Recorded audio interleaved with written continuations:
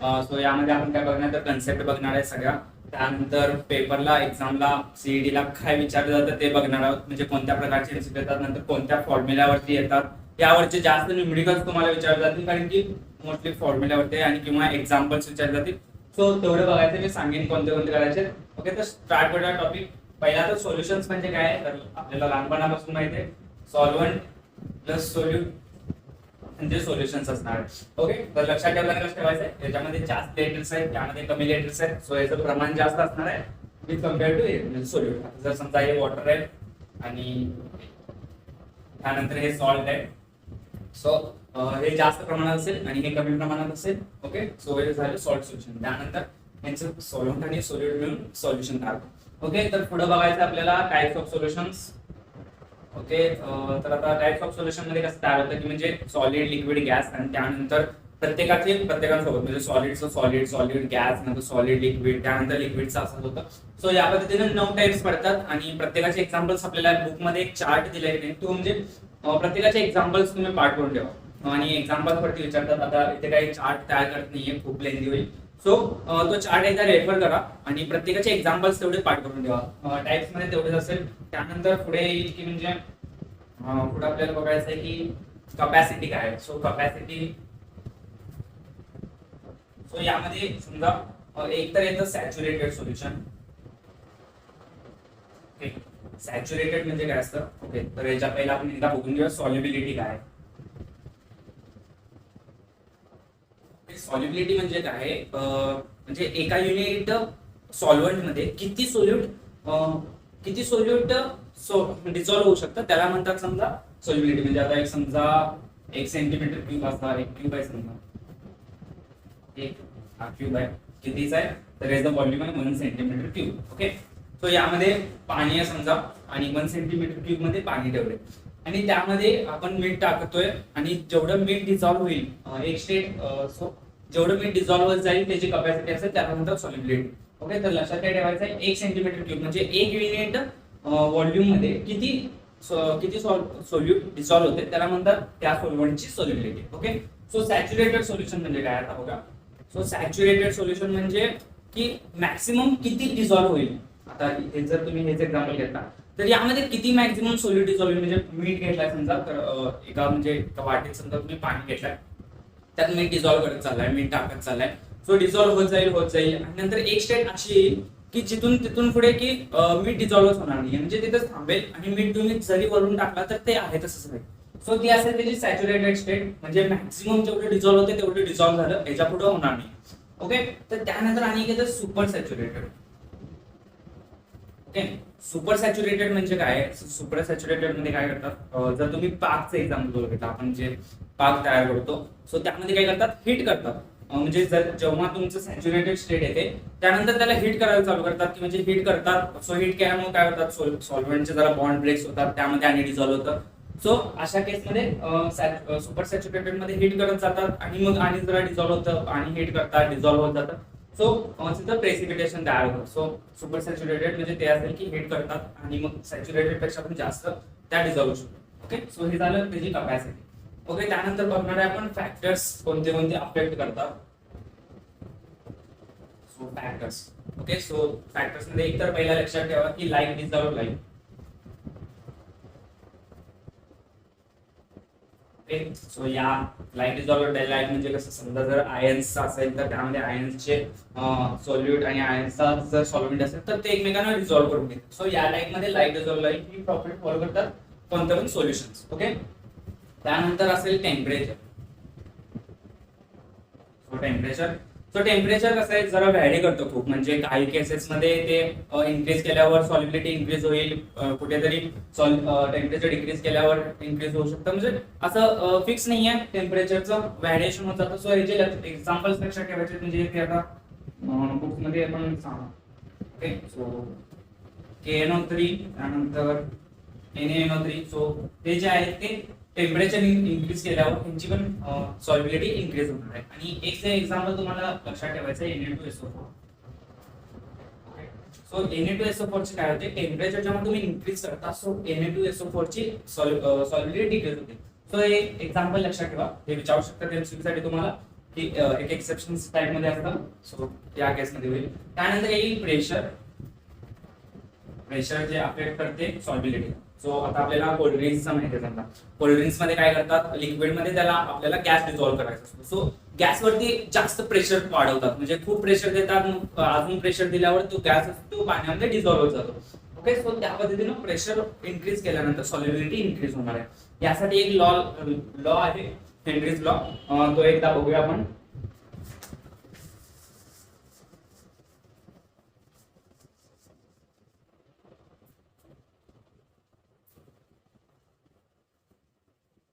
Okay, तर Henry law काय म्हणतो की एखाद्या सोल्युशनची सॉल्युबिलिटी ही पार्शियल प्रेशरला डायरेक्टली प्रोपोर्शनल आहे. म्हणजे जेव्हा तुम्ही प्रेशर वाढवता तेव्हा सॉल्युबिलिटी पण वाढणार. ओके, सो ते जर आपण कॉन्स्टंट केलं तर एक कॉन्स्टंट येईल के. सो हा हेनरीज लॉ कॉन्स्टंट असेल. तर हा फॉर्म्युला एक करून ठेवा. यावरती एक्झाम्पल्स विचारतात, म्हणजे एक तर तुम्हाला प्रेशर देतील, सॉल्युबिलिटी काढा म्हणतील, म्हणजे के ची व्हॅल्यू असेल तर तुम्हाला सॉल्युबिलिटी काढा म्हणतील किंवा सॉल्युबिलिटी देतील त्यावरून प्रेशर काढावं लागतील. सो या पद्धतीने होऊ शकतं. त्यात आणि लक्षात ठेवायचं तर के चं युनिट.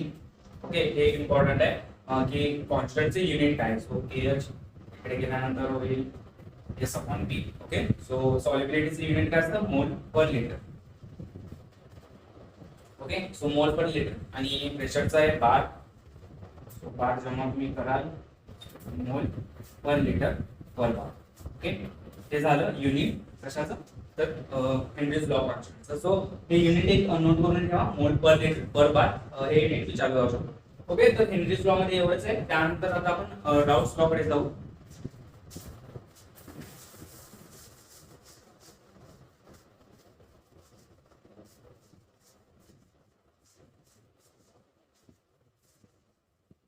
आपण जास्त कन्सेप्च्युअल जाणार नाही, जेवढे येणार आहे तेवढंच बघणार आहे. म्हणजे खूप काय डेरिव्हेशन ग्राफमध्ये खूप जात नाही आपण. वरच्यावर एक कन्सेप्ट म्हणून फक्त समजून घ्या. बाकी तुम्हाला जरी नसतं, तुम्ही फॉर्म्युले जरी पाठ केला आणि त्याचे माहित जरी असेल की मागं त्याच्या थेरी काय, सो तुमचं होऊ शकतं. तुम्हाला काय पूर्ण डेरिव्हेशन माहित असावं हे काय एक्सेप्ट नाही की सीईटी कडून तुम्हाला. ओके, सो एकदा बघूया राउल्स लॉ.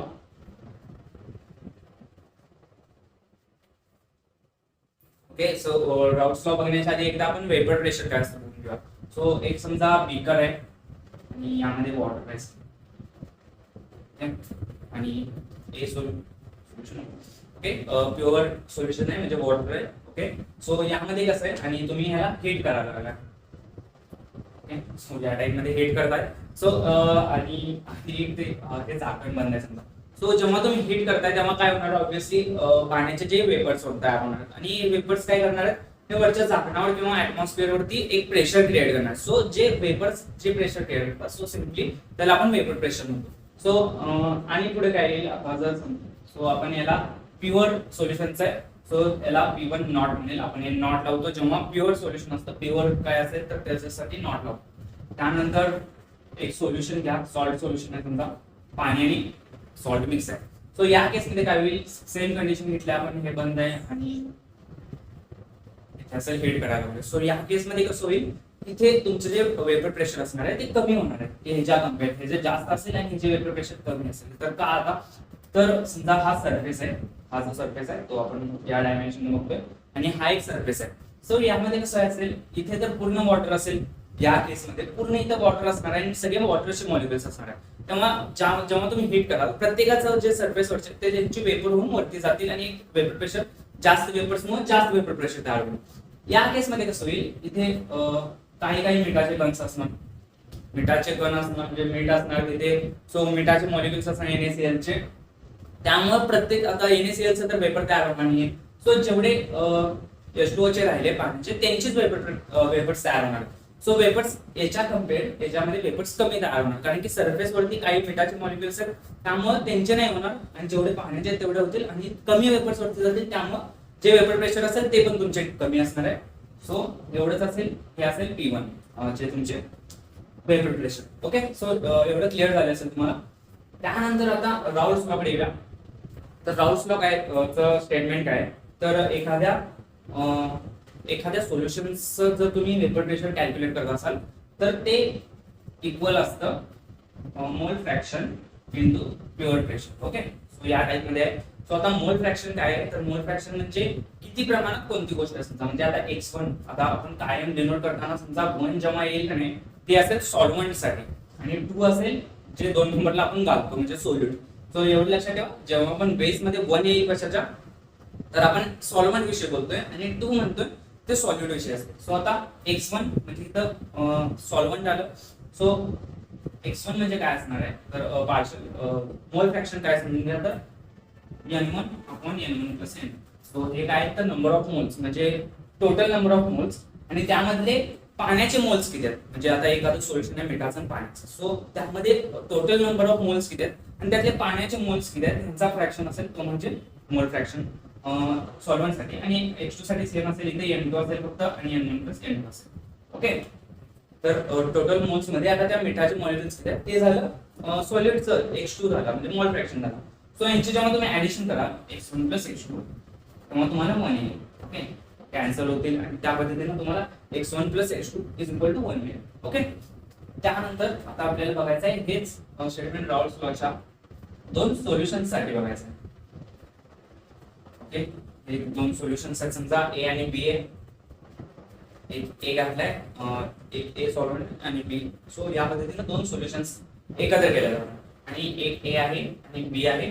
सो पहिल्याचं वेपर प्रेशर आपण घेऊया P1, दुसऱ्याचं P2 घेऊया आणि त्यांचा मोल फ्रॅक्शन जर म्हणला तर x1 आणि x2. सो या टाइप मध्ये घेतला. त्यानंतर आपल्याला काय माहिती आहे की पहिल्या सोल्युशन साठी बघू की राउल्स लॉ प्रमाणे एखाद्याचं वेपर प्रेशर काय असणार आहे की P1 = काय असेल x1 P1 नॉट. हे P1 नॉट असेल ते त्यांचे प्युअर सोल्युशनचं वेपर प्रेशर असेल. सोल्युशन्स होण्याच्या आधीच जे मेन त्यांचं प्युअर असेल वेपर प्रेशर, सो त्याला म्हणतात प्युअर वेपर प्रेशर. त्यानंतर हे स्टेटमेंट सेम बी साठी पण तसंच असेल, P2 = x2 P2 not. Okay, so असं झालं. त्यानंतर आता आपल्याला टोटल पार्शियल प्रेशर बघायचं आहे. सो P असेल ते P म्हणजे काय असेल P1 + P2. सो यांची फक्त ऍडिशन करायची आपल्याला, तर काय येईल x1 P1 not + x2 P2 not. Okay, त्यानंतर आपण एक रिलेशन बघितले x1 आणि x2 चं. x1 + x2 = 1 असतं. सो आपण x1 ला 1 - x2 लिहू शकतो. ओके, x1 ला 1 - x2 लिहायचं आहे फक्त. ओके, 1 - x2 लिहिलं P1 नॉट + x2 P2 काय आहे तसं. त्यानंतर या आत मल्टिप्लाय करा P1 not + x2 P2 not + x2 P2. Okay, इथे P1 नॉट आहे. त्यानंतर हे एक्स्ट्रा ते कॉमन येईल फक्त. त्यानंतर P1 नॉट होईल इथे. नंतर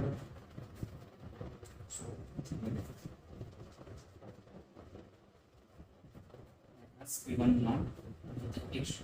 सो हे झालं तुमचा फॉर्म्युला काय.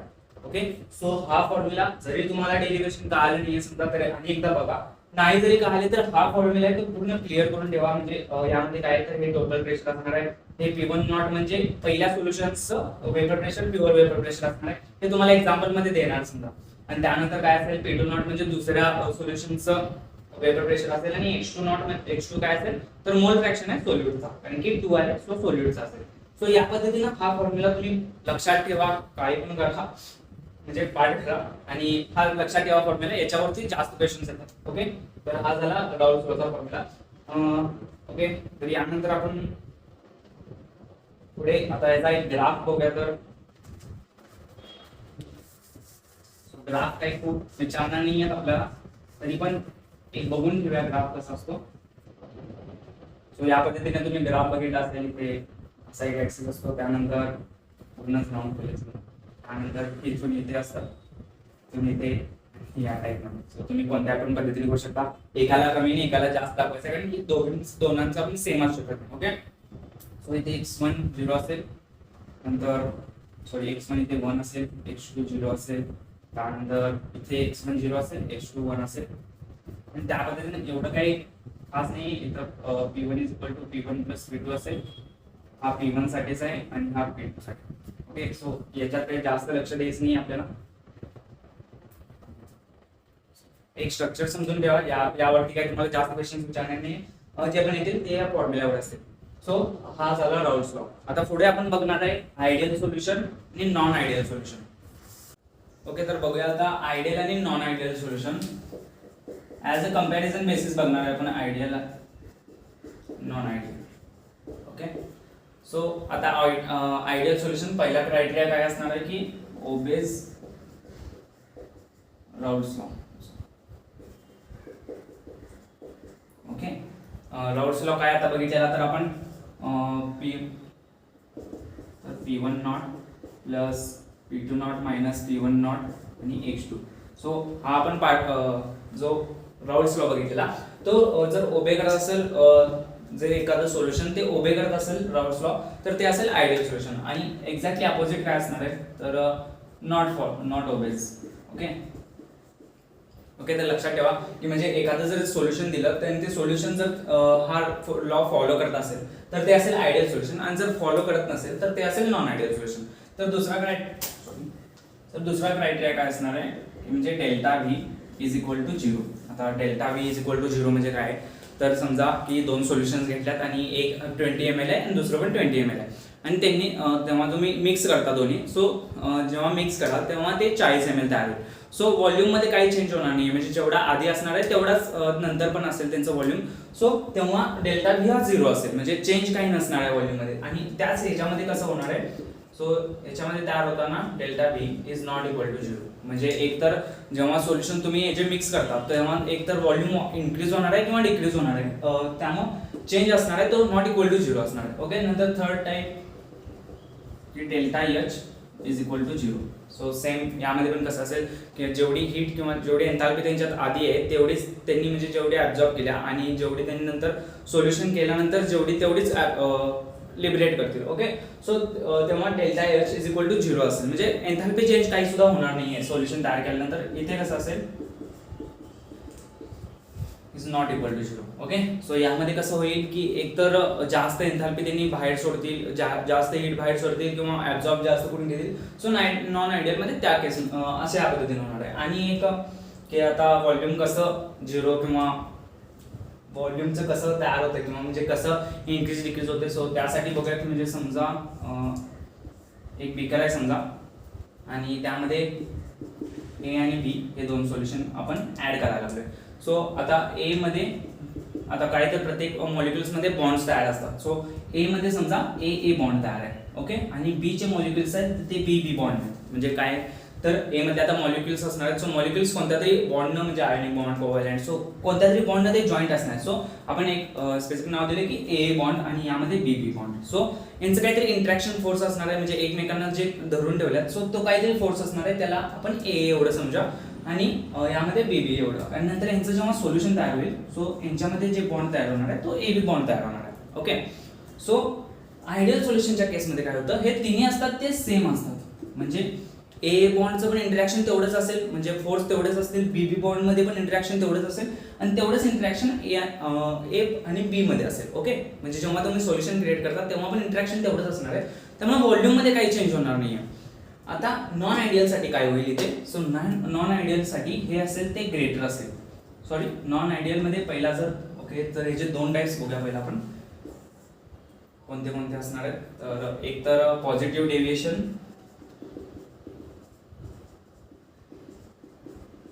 आणि एक निगेटिव्ह डेव्हिएशन. ओके, तर पॉझिटिव्ह डेव्हिएशन आणि निगेटिव्ह डेव्हिएशन म्हणजे काय लक्षात ठेवा, पॉझिटिव्ह मोठं. ओके, सो म्हणजे यामध्ये डेल्टा बी असेल तो ग्रेटर दॅन 0 असेल. ओके, म्हणजे जेवढं झालंय सोल्युशन त्यापेक्षा जेवढं तुम्ही मिक्स केला त्यापेक्षा जास्त व्हॉल्यूम, म्हणजे दोन सोल्युशन मिक्स केल्यावर त्याचं व्हॉल्यूम इन्क्रीज होणार आहे समजा. आणि निगेटिव्ह डेव्हिएशन मध्ये एक्झॅक्टली अपोजिट असणार आहे. काय होणार आहे तर यात डेल्टा बी लेस दॅन 0 म्हणजे निगेटिव्ह मध्ये असणार आहे. म्हणजे जेव्हा 20 ml होतं समजा आणि जेव्हा मिक्सअप केलं तेव्हा 40 ml व्हायचं सोडून ते त्यापेक्षा पण कमी गेलं. सो यामध्ये असेल delta B is less than 0. Okay, आता तर यामध्ये काय होणार आहे समजा की आयडियल साठी तर ए बी आणि ए बी हे सगळं सेम आहे. खरं पॉझिटिव्ह डेव्हिएशन साठी काय होणार आहे, हे जे असणार आहे ते कमी असणार आहे. का कमी असणार आहे तर आता समजा की ए मध्ये समजा 10 एवढं इंटरॅक्शन आहे, काय तर न्यूमेरिकल व्हॅल्यू घेऊया फक्त. ए मध्ये 10 एवढं इंटरॅक्शन आहे, बीबी मध्ये पण 10 इंटरॅक्शन आहे, आणि जेव्हा त्यांनी सोल्युशन केलं ए बी मध्ये समजा 5च इंटरॅक्शन आहे. सो इंटरॅक्शन कमी असणार आहे. इंटरॅक्शन कमी म्हणल्यावर ते बॉन्ड्स असणार आहेत ते जास्त बाहेर पडणार आहेत. सो जे तुमचं सोल्युशन असेल ते पण असं फुगेल समजा. सो त्या टाईपमध्ये त्यांचं व्हॉल्यूम पण इन्क्रीज होईल. आणि निगेटिव्हमध्ये काय असणार आहे, हे जास्त असणार आहे की ए मध्ये एवढं इंटरॅक्शन होतं समजा, बीबी मध्ये एवढं होतं. सो एबी मध्ये जास्तच आहे, सो ते असे एकमेकांना जास्त पकडून ठेवण्यात समजा, आणि त्यामुळे त्यांचं व्हॉल्यूम पण कमी होईल, आणि त्यामुळे इथे डेल्टा बी असेल तो निगेटिव्ह असेल. ओके, सो एवढंच नाही, पॉझिटिव्ह डेव्हिएशन आणि निगेटिव्ह डेव्हिएशन आणि काय त्या. ओके, तर यांचे ग्राफ्स असणार आहेत. आता जो मगाशी राऊट्स लॉचा ग्राफ तयार केला, सो या पद्धतीनं समजा ग्राफ होता आणि या पद्धतीनं ग्राफ होता. तर पॉझिटिव्ह डेव्हिएशन साठी काय होणार आहे, हा ग्राफ असणार आहे, फक्त वरून जाणार आहे. ओके, सो एवढंच लक्षात ठेवायचं आहे की हा ग्राफ आहे, वरून जाणार आहे, आणि यामध्ये तो ग्राफ आतून जाणार आहे. ओके, कधी तर तुम्हाला एक्झाम्पल्स असा ग्राफ तुम्हाला ऑप्शन्स मध्ये देतील, आणि ओळखायचं असेल की निगेटिव्ह डेव्हिएशनचा कोणता आहे किंवा पॉझिटिव्ह डेव्हिएशनचा कोणता आहे. निगेटिव्हचा असा इथून आतून जाईल. सो एवढं एक लक्षात ठेवा, बाकी काही जास्त नाही यामध्ये, एवढंच आहे. आणि पुढे ओके, राऊट्स लॉ मध्ये एवढंच आहे. त्यानंतर आपण पुढे बघणार आहे की colligative properties of non electrolyte solutions. So यामध्ये चार मेन प्रॉपर्टीज आहेत, आणि या टॉपिकचा मेन सगळ्यात पार्ट की ते 4 प्रॉपर्टीज आणि प्रत्येकाचे फॉर्म्युलेज आहेत मोलार मासला घेऊन ते. सो ते मेन असणार आहेत टॉपिकमध्ये, जास्त क्वेश्चन्स त्या फॉर्म्युल्यावरतीच निघणार. सो ते आता बघूया आपण. तर आता आपण फर्स्ट कॉलिगेटिव्ह प्रॉपर्टी बघणार आहे, ती म्हणजे लोडिंग ऑफ वेपर प्रेशर किंवा वेपर प्रेशर लोडिंग.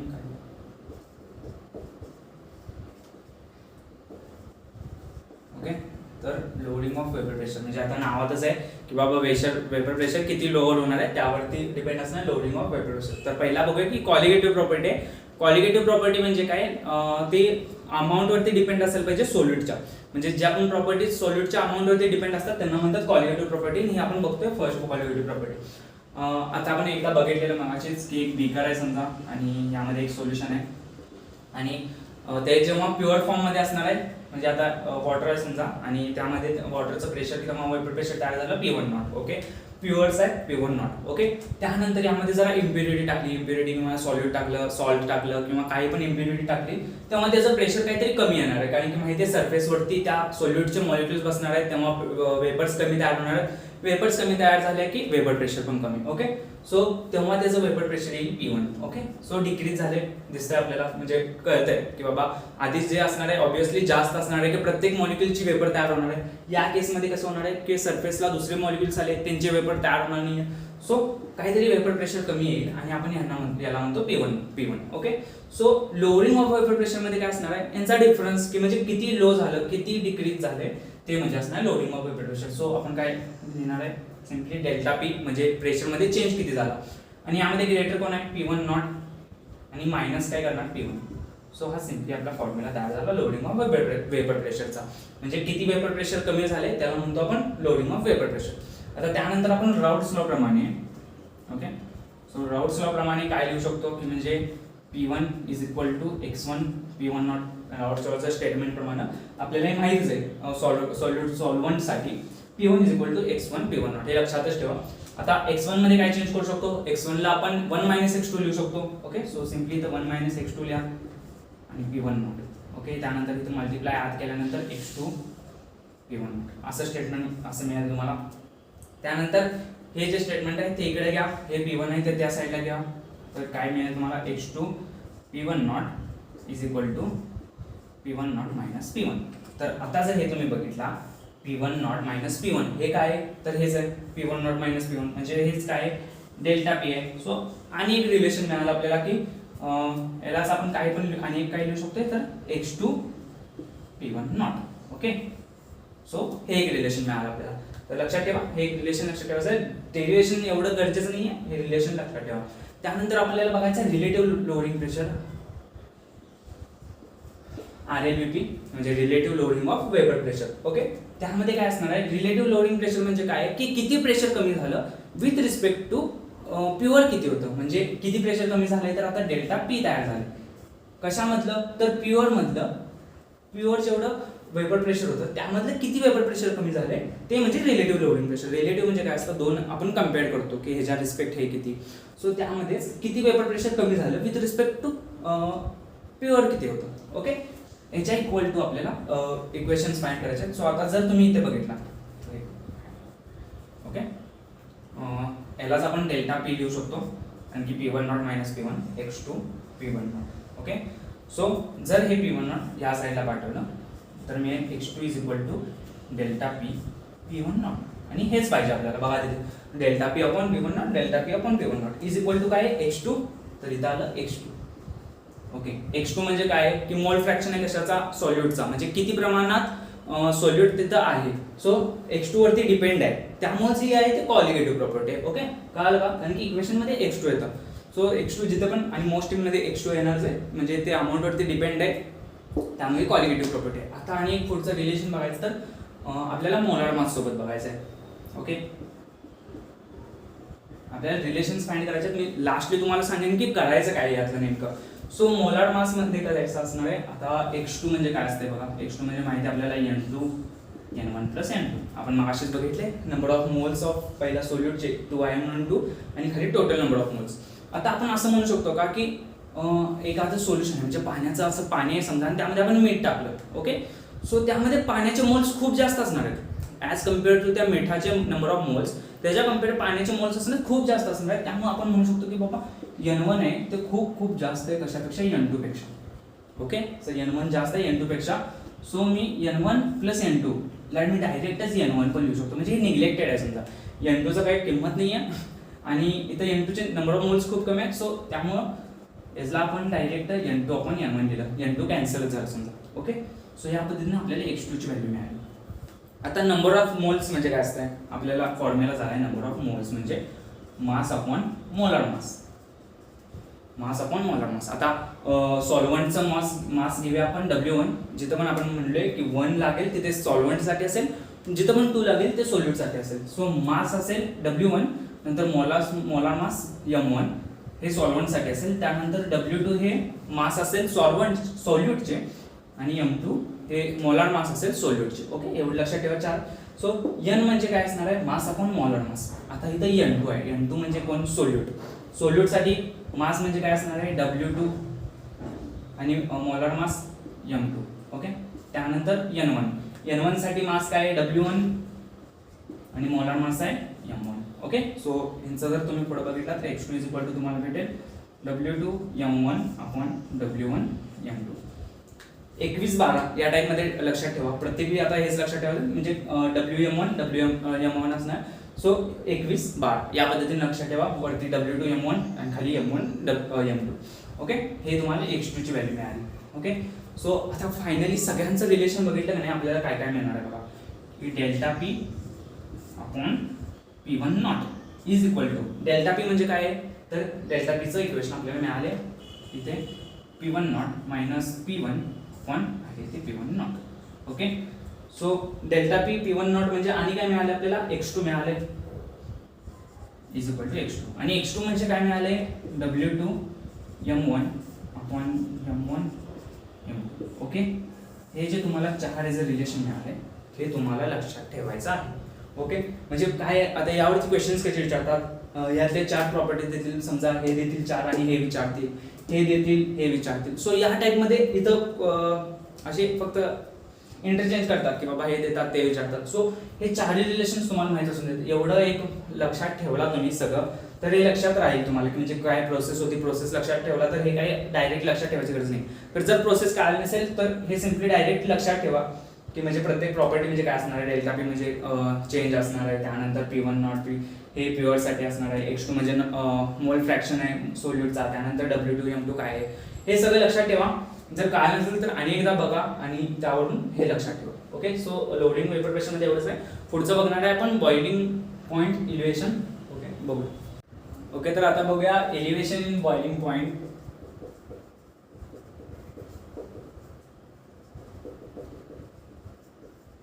आणि डिप्रेशन इन फ्रीजिंग पॉइंट इथेच बघूया.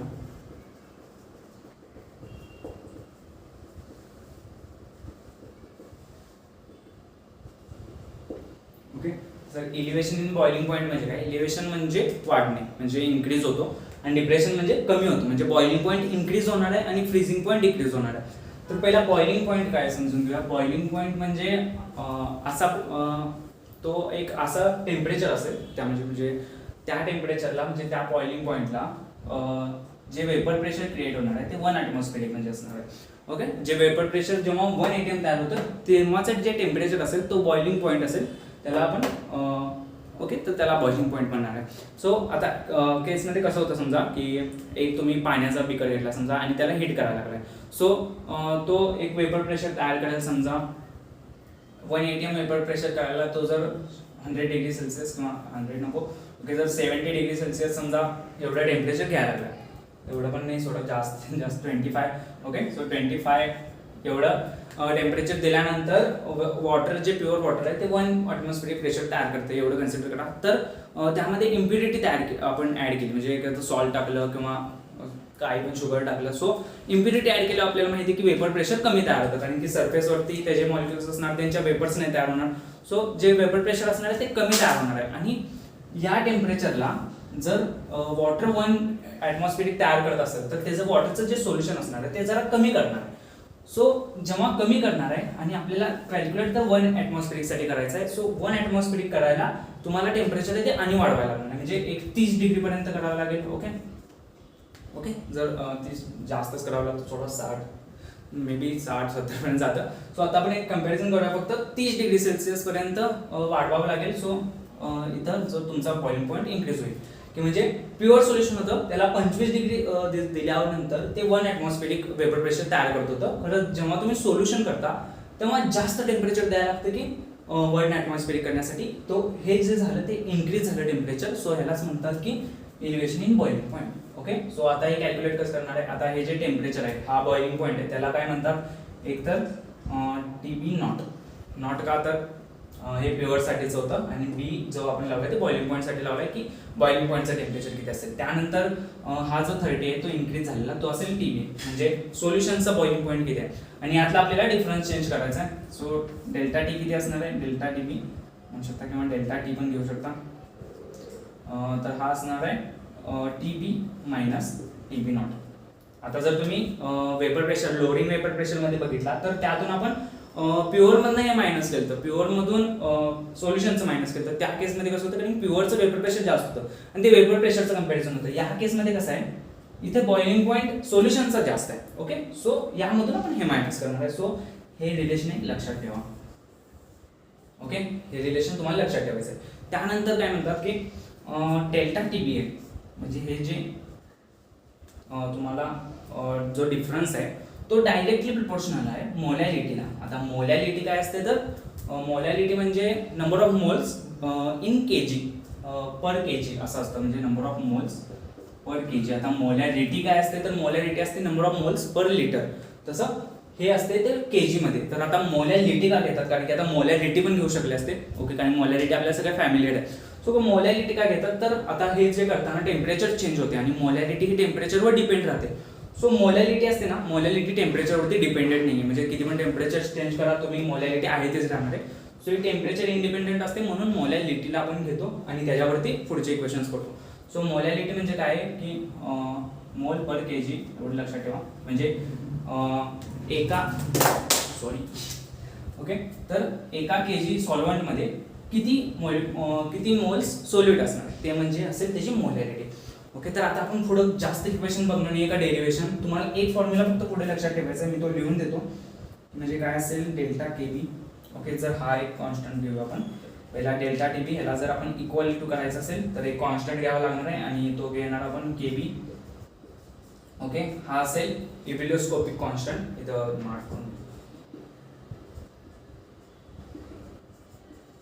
ओके, हा असेल इव्हॅल्युस्कोपिक कॉन्स्टंट, हा असेल KB. ओके, तर याचं काय विचारतात, तर याचा युनिट विचारतात KBचं. सो एक करून बघूया, KB म्हणजे काय असेल, इकडे गेल्यानंतर delta TB upon m. So delta TB काय आहे, हे टेम्परेचर आहे सिम्पली. डेल्टा T म्हणजे टेम्परेचर आहे. सो हे केल्विन असेल. त्यानंतर मोलॅलिटी म्हणजे काय आहे, तर मोल पर kg. सो जेव्हा आपण लिहूनच बघूया, मोल पर kg असणार आहे आणि kg जेव्हा वरती जाईल तेव्हा ते पॉझिटिव्ह होईल. सो किलो kg पर मोल हे असणार आहे, हे इव्हॅल्युस्कोपिक कॉन्स्टंटचं युनिट असणार आहे. हे एक लक्षात ठेवा, किलो केल्विन किलो पर मोल. ओके, त्यानंतर पुढे बघायचं आहे आपल्याला, रिलेशन एक बघायचं होतं किंवा आपण पूर्ण एक्सप्रेशनमध्ये आता जाणार नाही आहे तिथे. आपण डायरेक्ट बघणार आहे की फॉर्म्युला काय असणार आहे तुम्हाला केवढं पाठ करायचं. ओके, सो फॉर्म्युला असा आहे की डेल्टा टी बी, नंतर पुढे बघूया. So delta T B is equal to K B नंतर 1000 इंटू W2 त्यानंतर M2W1. ओके, सो हा असणार आहे फॉर्म्युला आणि ह्यावरतीच तुम्हाला मोस्ट ऑफ क्वेश्चन्स चान्सेस आहेत की या फॉर्म्युलावरती याचा फॉर्म्युला आणि डिप्रेशन फ्रीजिंगमध्ये याच स्टेप असाच फॉर्म्युला दाखवतो. सो हे तुम्हाला दोन फॉर्म्युला लक्षात ठेवायचे. मोस्टली क्वेश्चन्स यावरती तुम्हाला जरी PYQs बघितला तर यावरती खूप क्वेश्चन्स विचारले जातात. सो हा फॉर्म्युला बघा की काय हे जर टेम्परेचर मधला चेंज आहे. सो आता कसं देतात टेम्परेचरचा चेंज की म्हणजे वॉटरचा बॉइलिंग पॉईंट 100 आहे. आता इथे 25 घेतला सोडा, तर वॉटरचा बॉइलिंग पॉईंट असतो 100. ओके, हा तुम्हाला लक्षातच ठेवायचा आहे की वॉटरचा 100 आहे आणि त्यांनी काय सांगणार की वॉटरचा एक सोल्युशन आहे आणि त्याचा बॉइलिंग पॉईंट झाला 105. ओके, सो डेल्टा टी तुम्हाला असं डायरेक्टली नाही देणार की ते म्हणणार नाहीत की टेम्परेचर मधला चेंज आहे 5 डिग्री किंवा 5 डिग्री सेल्सिअस असं नाही सांगणार. सो वॉटरला ॲज अ एक स्टँडर्ड मानून त्यांनी पुढे सांगतात की 105 झालं किंवा 95 झालं फ्रीजिंग पॉईंटसाठी. सो या टाईपमध्ये टेम्परेचर ऑब्व्हियसली वाढणार आहे सोडा. सो त्या पद्धतीने सांगतात की 105 टेम्परेचर तुम्हाला सांगतील. सो तुम्हाला कळायला पाहिजे की डेल्टा टी म्हणजे 5 असणार आहे, 5 केल्विन समथिंग डिग्री सेल्सिअस असेल ते. ओके, सो या पद्धतीने डेल्टा टी मिळेल तुम्हाला. त्यानंतर केवी काय कॉन्स्टंट आहे, कॉन्स्टंटची एक किंमत असेल बघूया त्यानंतर. आणि नंतर हे W2 म्हणजे काय मास आहे, कशाचं 2 लागले म्हटल्यावर हे सोल्यूटचं मास आहे. त्यानंतर M2 म्हणजे काय मोलर मास आहे 2चं. ओके, त्यानंतर W1 म्हणजे सॉल्व्हंटचं मास. ओके, सो इथपर्यंत कळालं डेल्टा टी बी म्हणजे काय असणार आहे. सो सेम फ्रीजिंग पॉईंट मध्ये पण असणार आहे. हा इलेक्ट्रोस्कोपिक कॉन्स्टंटचे खोडून टाकायचं. ओके, तर डिप्रेशन इन फ्रीजिंग पॉईंट मध्ये काय असणार आहे, डिप्रेशन म्हणजे कमी होणार आहे. ओके, सो डिप्रेशन म्हणजे कमी होत जाणार आहे फ्रीजिंग पॉईंट. सो आता सेम या पद्धतीने विचार करा की पाणी आहे आणि पाण्यासाठी जेव्हा त्या पाण्याला पण फ्रीज करणार आहे आणि जेव्हा फ्रीजिंग पॉईंट म्हणजे काय तर लक्षात घ्या की सॉलिड आणि लिक्विड स्टेट हे दोन्ही जेव्हा इक्विलिब्रियमला असतात. ओके, सॉलिड आणि लिक्विड जेव्हा इक्विलिब्रियमला येतात तो म्हणजे त्याचा फ्रीजिंग पॉईंट असतो. म्हणजे एका वेळी या दोघांचं वेपर प्रेशर सेम असतं. सो त्याला म्हणतात फ्रीजिंग पॉईंट. सो आता वॉटरसाठी तो 0 डिग्री सेल्सिअस आहे. किती 0 डिग्री सेल्सिअस. ओके, सो एवढं लक्षात ठेवा की म्हणजे वॉटरला जेव्हा 0 डिग्रीला न्याल तेव्हा तुम्हाला तो त्याचा फ्रीजिंग पॉईंट असेल. खरं जर वॉटरचं एखादं सोल्युशन घेतलं आहे शुगर सोबतचं किंवा मिठासोबतचं तर त्याला खूप अजून टेम्परेचर कमी करावं लागेल. म्हणजे निगेटिव्हमध्ये करावं लागेल. समजा निगेटिव्ह -25 तो -25 ला जाऊन त्याचं सॉलिडमध्ये कन्व्हर्जन होईल. म्हणजे लिक्विड टू सॉलिड होईल. सो आपल्याला तो जो पॉईंट असणार आहे तो खूप कमी करावा लागणार फ्रीजिंग पॉईंट. त्यामुळे फ्रीजिंग पॉईंट हा खूप कमी असणार आहे ॲज कम्पेअर्ड टू प्युअरच्या. ओके, यामध्ये कसं होतं, यामध्ये वाढला पॉईंट आणि इथे कमी होतो फ्रीजिंग पॉईंट. ओके, सो आपल्याला काय बघायचं आहे यामधलं डिफरन्स चेक करायचं आहे. सो डेल्टा टी एफ कारण की फ्रीजिंग पॉईंट आहे. सो बेसला एफ लिहिलं आहे. त्यानंतर सेम आता यामध्ये मोठं पण आहे तर प्युअरचं मोठं आहे. ओके, यामध्ये कसं मोठं होतं, यामध्ये सोल्युशनचं मोठं होतं आणि प्युअरचं कमी होतं. यामध्ये प्युअरचं जास्त आहे आणि सोल्युशनचं कमी आहे. ओके, सो यामधून आपण काय मायनस करणार आहे. सो प्युअर म्हणजे T F not minus T F. Okay, तर हा झाला डिफरन्स. या सेम केसमध्ये असा डिफरन्स येईल. त्यानंतर सेम रिलेशन याचं पण बघायचं आहे. Delta T F directly proportional असेल कशाला तर मोलॅलिटीला. यामध्ये पण आपण मोलॅलिटी चेक करतो आणि मोलॅलिटीला तो डायरेक्टली प्रोपोर्शनल असणार आहे. आणि सेम इथे पण तसंच येईल इज इक्वल टू KF/m. हे दोन्ही पण सोबतच लक्षात ठेवा. इथे फक्त आता इथे इबिलिस्कोपिक कॉन्स्टंट होता, इथे क्रायोस्कोपिक कॉन्स्टंट आहे. ओके, सो इथे क्रायोस्कोपिक कॉन्स्टंट आहे आणि दोघांची युनिट सेम येणार आहेत. ओके, सो क्रायोस्कोपिक असून दे इबिलिस्कोपिक असून दे यांची युनिट सेम येणार आहेत. त्यानंतर आणि एक बघायचं झालं तर हे एक रिलेशन. ओके, सो हे रिलेशन पण सेम असणार आहे. इथं या जागी फक्त काय चेंज असेल तर डेल्टा TF होईल आणि इथं KF होईल. बाकी पुढचं सगळं सेम आहे. 1000 नंतर इथे W2 M2 आणि ओके, सो सॉरी इथे W1 असणार आहे. सो हे दोन्ही फॉर्म्युले लक्षात ठेवा मेनली आणि यांचे जे कॉन्स्टंट आहेत आणि त्यांचे एज युनिट हे एवढं लक्षात ठेवा.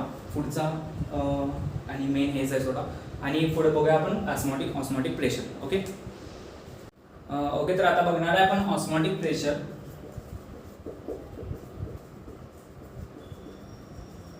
पहिला ऑस्मोटिक प्रेशरच्या आधी समजून घेऊया की ऑस्मोसिस काय असते. ओके, तर इथे जर समजा एक कंटेनर आहे आणि इथे मध्ये असं semi permeable membrane. Semi permeable membrane म्हणजे काय, ते काय जणांनाच फ्लो करून देतं, म्हणजे फक्त सॉल्व्हंटला फ्लो करून देतं. समजा इथे सॉल्व्हंट इकडून इकडे जाऊ शकतो, इकडून इकडे जाऊ शकतो, पण सोल्यूट नाही पास करू शकत. म्हणजे आपली एखादी गाळणी असते समजा, की चहा जेव्हा तुम्ही ओतता तेव्हा चहा पावडर वरतीच राहते आणि चहा आहे तो खाली राहतो.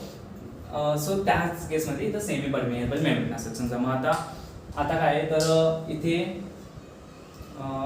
एक प्युअर लिक्विड घेऊया, म्हणजे वॉटरच घेऊया. इथे वॉटर आहे, प्युअर वॉटर, आणि इथे आहे ते वॉटर प्लस सॉल्ट आहे.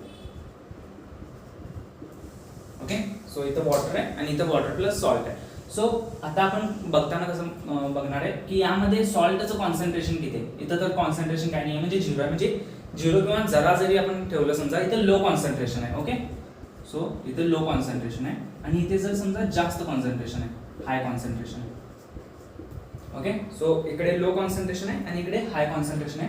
तर आता ऑस्मोसिस मध्ये काय होतं की ते फ्लो होताना low concentration to high concentration flow होतं सॉल्व्हंट. ओके, सो हा जाईल या साईडला. ओके, तर सिम्पली लक्षात ठेवायचं काय आहे की जिथं लो कॉन्सन्ट्रेशन आहे तिथून हाय कॉन्सन्ट्रेशनकडे फ्लो होतं, किंवा असं पण म्हणू शकता की high concentration to low concentration flow होतं ते सॉल्व्हंटसाठी. ओके, सॉल्व्हंटचं कारण की इथे बघा, इथे सॉल्व्हंटचं कॉन्सन्ट्रेशन जास्त आहे, कारण की इथे पूर्ण प्युअर वॉटर आहे, त्यामुळे इथं वॉटरचं कॉन्सन्ट्रेशन जास्त आहे. आणि इथे सॉल्ट असल्यामुळे इथे ॲज कम्पेअर टू हे वॉटरचे जे प्रमाण असणार आहे ते कमी असणार आहे कॉन्सन्ट्रेशन. सो हे इकडे फ्लो करेल. सो एवढंच लक्षात ठेवायचं या केसमध्ये. हे असतं ऑस्मोसिस. रिव्हर्स ऑस्मोसिस काय असतं आता सांगतो. रिव्हर्स ऑस्मोसिस एक्झॅक्टली उलटं करतं. म्हणजे समजा इथे असे 2 फ्लो लावलेला असतात इथे, आणि एका ठिकाणी काय करतात, आता हे जे फ्लो आहे की नाही तो इकडून इकडे व्हायला लागला, कारण की इकडे लो कॉन्सन्ट्रेशन आहे, इकडे हाय कॉन्सन्ट्रेशन आहे. सो इथे फ्लो होतो आणि इथे एक असा पिस्टन लावलेला असतो. ओके, सो पिस्टन काय करणार आहे की प्रेशर देणार आहे. सो ज्या प्रेशरला हा जो फ्लो आहे जो इकडून इकडे चाललाय, तो ज्या प्रेशरला जो हा फ्लो स्टॉप होतो, तर तो असतं ऑस्मोटिक प्रेशर आणि ते असतं ऑस्मोटिक प्रेशर. ओके,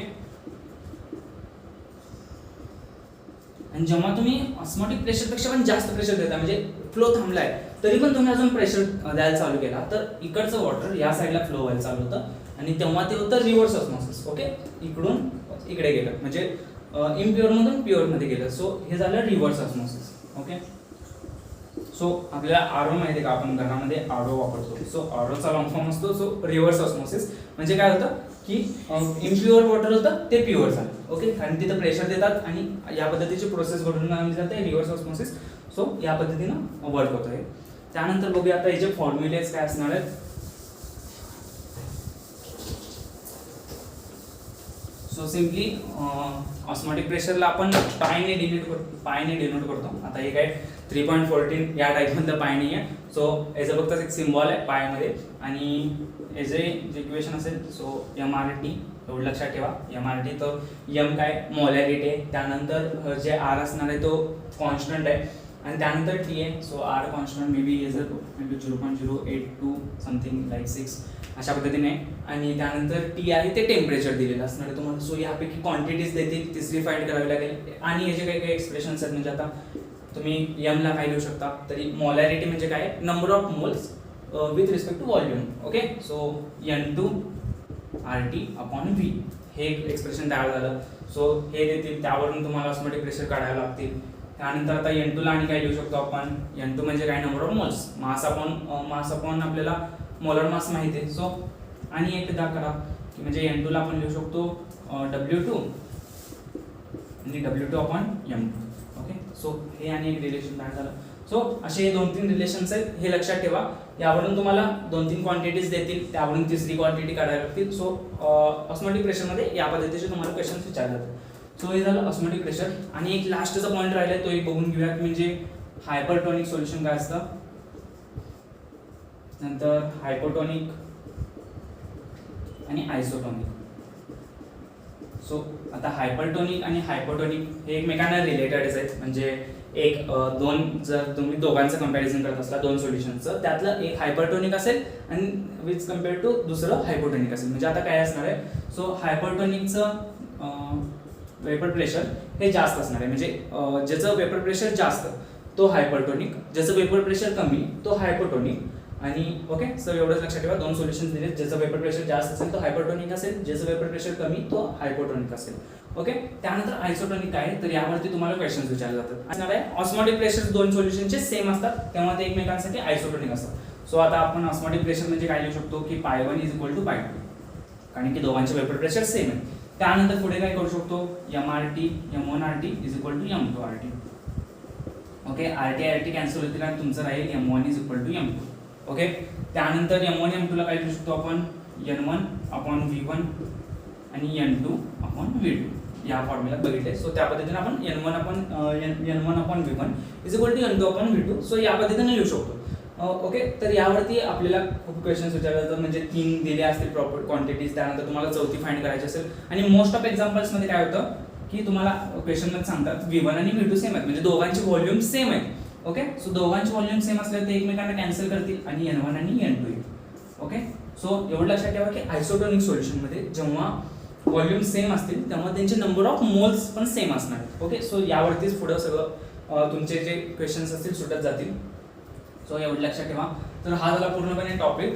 आणि एकदा बघूया की क्वेश्चन्स कशावरती विचारले जातील किंवा PYQs वरनं कशावरती क्वेश्चन्स विचारले जातात. सो पहिला तर आपण हेनरीज लॉ बघितला, त्याचं जे इक्वेशन आहे S = KHP, त्यावरती एक क्वेश्चन्स विचारले जाऊ शकतात. त्यानंतर जे KH आहे त्याचं युनिट एक करून ठेवा सगळ्यांनी. त्यानंतर पुढे आपण नॉन आयडियल आयडियल सोल्युशन बघितले. सो मेनली त्यांचे जे एक्झाम्पल्स आहेत मी तुम्हाला नोट्समध्ये प्रोव्हाइड करणार आहे. सो ते एक्झाम्पल्स पण करून ठेवा प्रत्येकाचे, नॉन आयडियल कोणते आहेत, नंतर पॉझिटिव्ह डेव्हिएशन कोणते आहेत, निगेटिव्ह डेव्हिएशन कोणते आहेत. त्यानंतर तुम्हाला आणि काय सांगायचं, ओके, तर अजून एक ट्रिक आहे समजा. तर ह्या टॉपिकमध्ये खूप वेळा विचारतात की तुम्ही PYQ सोडवायला करतील की म्हणजे मोस्टली त्यांचे क्वेश्चन्स काय काय पद्धतीने असतात की म्हणजे कोणाचं ऑस्मोटिक प्रेशर जास्त असेल आणि ऑप्शन्स दिले असतील किंवा कोणाचं वेपर प्रेशर जास्त आहे.